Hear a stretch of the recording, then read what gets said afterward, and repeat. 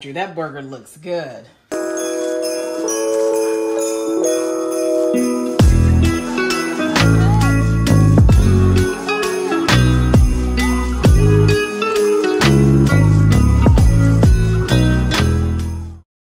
Alright guys, so I am here at our local grocery store, which is Kroger, and we have a special treat today. Andrew is going to make hamburgers. Now I know some of you guys are wondering, if you guys don't know, our Andrew has special needs. He's autistic, developmentally delayed. That doesn't mean he can't cook. So one thing that we feels important as parents, and this is with any of our kids, you know, with any child, that we want to teach them life skills, and there's no exception because he has special needs. So we have a family cookbook or a family box that has recipe cards in it, and a lot of them are designed, they're simple modified recipes that Andrew can follow. That way, you know, once he's able to start doing more things on his own, he can refer back to that. He has the visual, he has the ingredients, whatever he needs, so that he can cook his own favorite things. So like, he's really good at making like tacos and spaghetti, and hamburgers are his favorite food. Hamburgers and spaghetti, those are his two favorites. So, you know, I wanted to make sure that he was able to do that whenever he, you know, whenever he gets his own place, or once he gets an apartment garage or whatever, where he's gonna be with us. So he can cook meals for him, his family, and for us. So I'm here at Kroger, I'm picking up some ingredients, and Andrew's gonna make hamburgers for you guys. And I'm sharing this with you because if you have someone that has special needs, there's things that you can do to modify, just like they would do at school. They modify the curriculum, they modify expectations and different things based on ability. And that's pretty much what this is. So this is not going to be your gourmet hamburger recipe. It's very basic, very simple, but it's good. And these are burgers that Andrew can make on his own.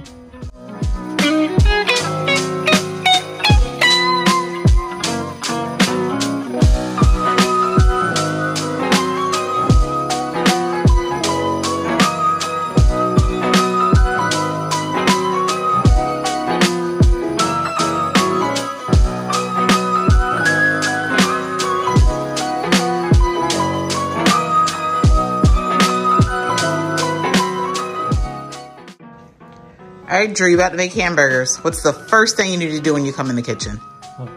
Go wash your hands. All right, so you have your recipe card. What do you need to do next? What do you do with the recipe card? Get all the ingredients, get all the ingredients.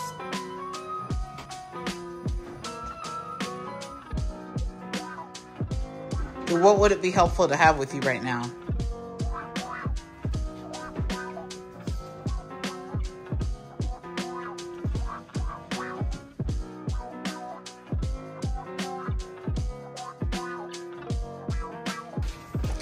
All right, so Andrew has everything that he needs. And what do you do next? Using the what?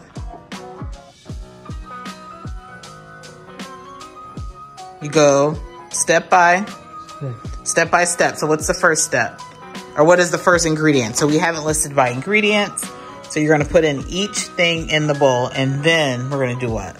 Mix all the ingredients together. We're gonna mix all the ingredients together. Okay, go ahead and put all of those ingredients in the bowl. And again, as I shared before, this is a very simple, very basic recipe. This is probably not your typical hamburger recipe, but guys, it's quick, easy, delicious. Anyone can make this. Very simple ingredients, not too many seasonings, but it's a good burger. Drew, speaking of good burger, did you like the Good Burger movie? Yeah. You did? All right. Good job.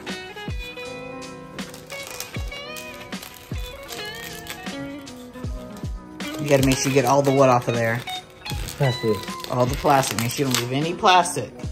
Drew, so you got your 2 eggs. What do you need to do with your eggs? Plastic. And you crack them where? In a separate bowl. Why do you crack them in a separate bowl? So the shells don't get in. So the shells don't get in. So that way, if he cracks the egg and there's shells, he can pick it out before he puts it in there with the meat. Go ahead and crack your eggs.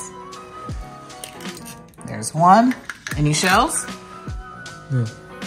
No. Are there any shells? No shells. All right, go ahead and pour that in. All right. Perfect. Gonna put that egg in.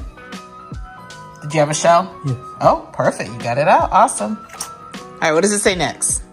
What's that? Breadcrumbs. 1 cup of breadcrumbs, but let's read down the list. After the 2 eggs, you now put in the 2 packs of onion soup mix. And guys, depending on if you like an onion flavor or if you want to cut back on salt, then you don't have to add in 2, just add in 1.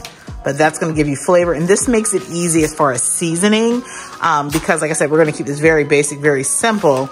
And so Andrew doesn't have to worry about measuring out too many seasonings. This is going to give you flavor. This is going to give you seasonings quick and easy. All right, that's going in. All right, 1 more pack. And guys, something else you could do, the eggs, you know, of course you can beat those before you put those in, but we'll just mix it up real good.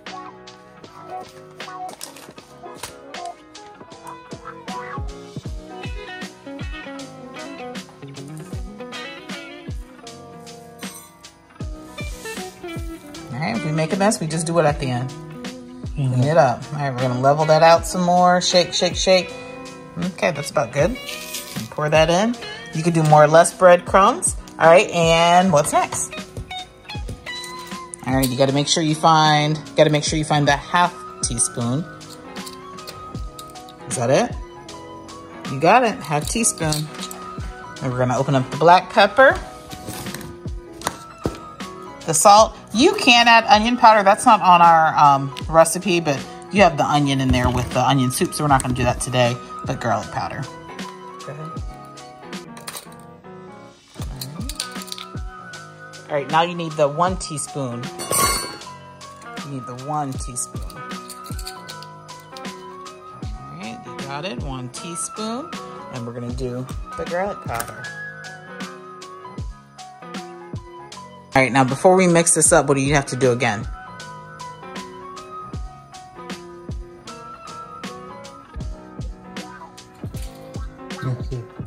Before you mix it, what do you have to do? Wash your hands. Go wash your hands again.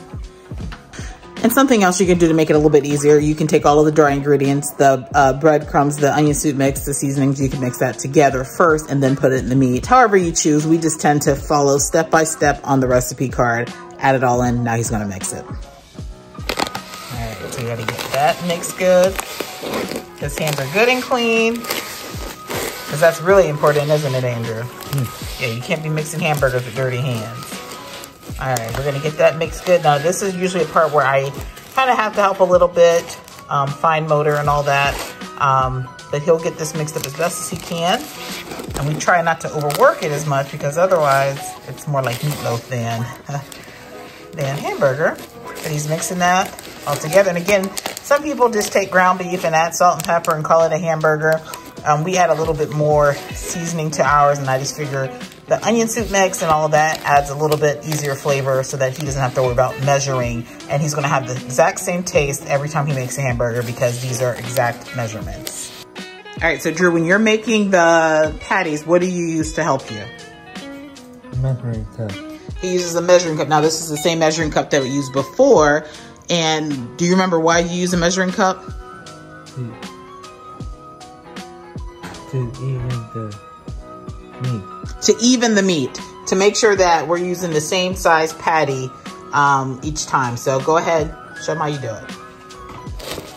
So he's gonna take some of the meat and he's gonna put it down in there, and we like big burgers, so this is a 1 cup size, you could actually do less. And he fills that mostly full. That's probably a little too much. All right, pack it down in there. All right, so do you see how that's gonna give him like a uniform burger? Now what do you do?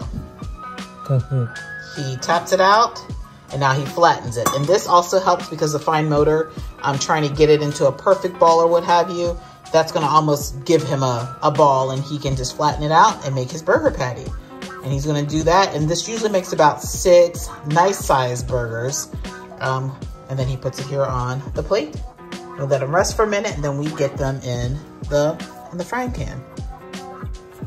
Good job. All right, he's gonna work through the rest of those. All right, now we gotta get the pan heated up, okay? All right, go ahead and turn the stove on. And I have oil heating up for French fries, but remember which one?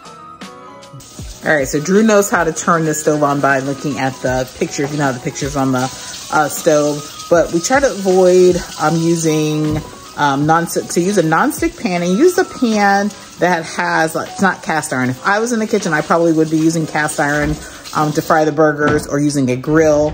But considering things, I would say definitely use non-stick. You don't have to worry about spraying, and then possibly if the stove is already on, spraying and catching fire or anything like that. And then having a handle that is heat proof, not cast iron, because you don't want anyone to get burned. So we're gonna let that heat up for a second, and then we're gonna put the burgers in. We're gonna do half and half, so 3 burgers at a time, and get these done. Also, we taught Drew safety as far as making sure that when he cooks, where should the handle be, Drew? On the other side. Should be on the other side. Should the handle be out here like this? Yeah. Why not? So easily get burned. Someone can easily get burned. You can walk by and that handle falls off, what have you, whatever's in there, if it's grease or whatever, it's going to burn you. But our pan is getting heated, and Andrew's gonna get ready to put the burgers in. Now, one thing, Andrew doesn't really care for the heat of a pan. He's gonna put these in today like this. But you could use a spatula, that might make it easier, but make sure you space them out, Drew. You know, no, let's do 3 at a time. Sometimes we can do 6, sometimes we do 3. Let's just do 3 at a time. All right, so we got the burgers in. We're gonna fry those up. Now, how long do we cook these for, Drew? 6 minutes. 6 minutes. Go ahead and put the timer on. So yes, I give very specific instructions on how long for each side. That way we don't set it and forget it. He knows when that timer goes off, he needs to be over here to flip them. So 6 minutes on each side, sometimes a little bit longer depending on how thick they are, but we start with 6 minutes on each side. All right, Drew, and while we wait on these burgers to cook for 6 minutes, what should you be doing? Cleaning up. Cleaning up, that's right, let's get it clean.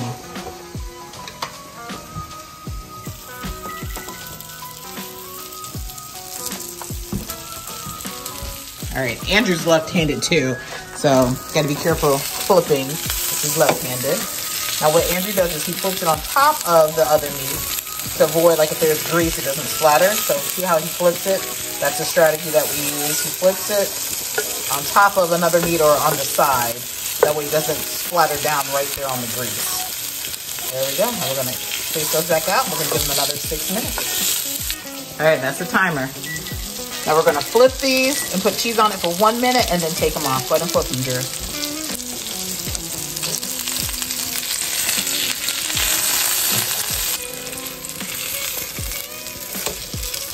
All right, we're gonna add cheese to them and let them sit for a minute, and then we're gonna cook the last 3. Now normally you would put, you know, a little bit of water, steam it a little bit. We're not gonna do all that. You just put the cheese on there for a minute, give it about 1 more minute. We're gonna take them off, and guys, you know what? If it's not melty enough, you can throw it in the microwave. We do it easy, right, Drew? All right, and so as far as the fries, I'm cooking the fries. We don't touch grease with Andrew yet. He knows how to put French fries in the oven. I wanted some deep fried fries with my delicious Andrew's burger. So I'm frying the fries. He'll take care of the burgers, but we're gonna eat.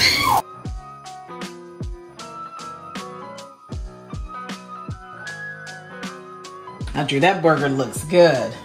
Too bad it's mine. Thank you, son. Happy Vlogmas.